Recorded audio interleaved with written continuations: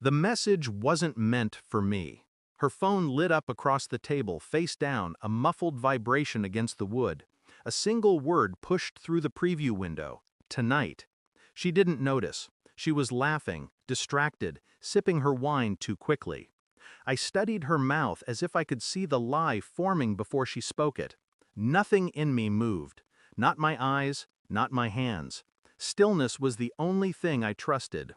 I let her finish her story, something trivial about work, her voice carrying just enough false brightness to scrape against my skin. The vibration came again.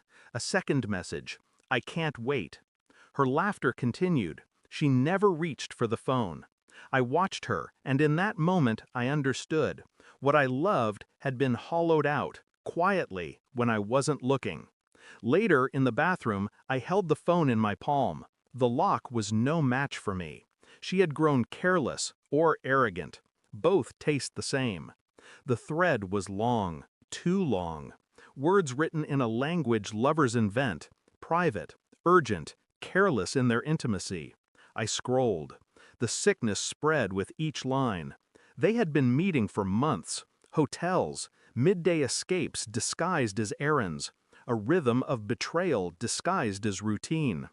My reflection in the mirror was steady, but the inside of me cracked like ice under pressure.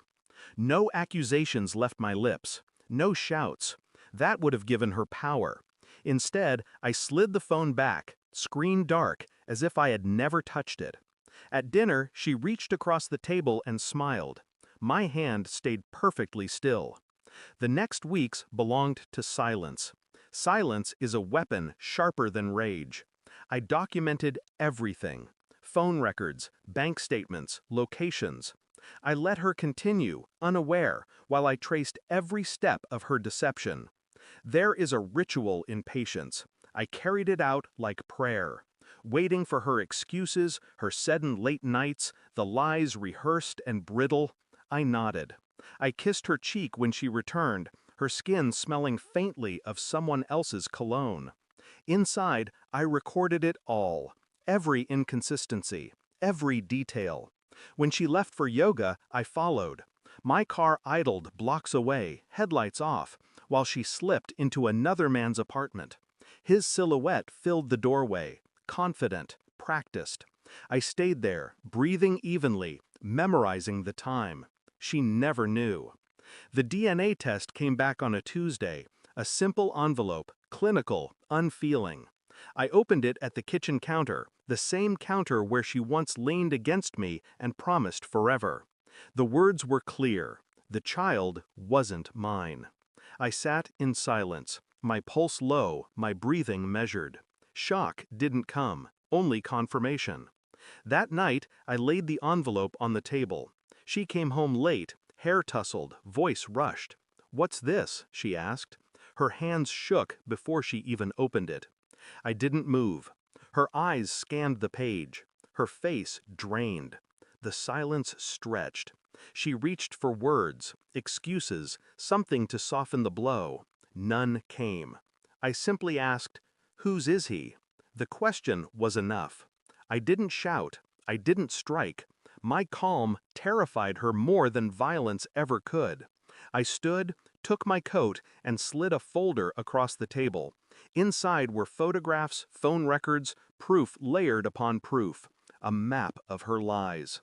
"You'll give me nothing," I said. "Not a fight, not an explanation. You'll give me silence. Because that's what you gave me for months." She broke then. Tears, pleas, desperate hands reaching across the table. I stepped back. "Keep the house," I told her. "Keep the stories you've built. But understand this. I know everything."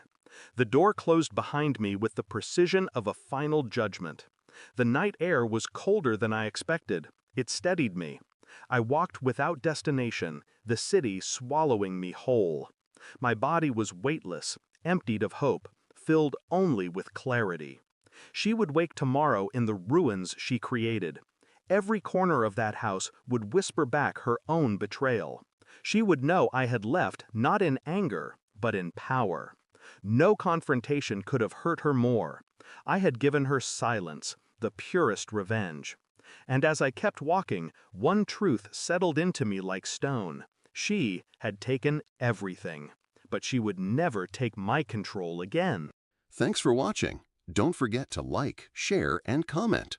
Subscribe now to Cheating Stories Insight World for more amazing stories.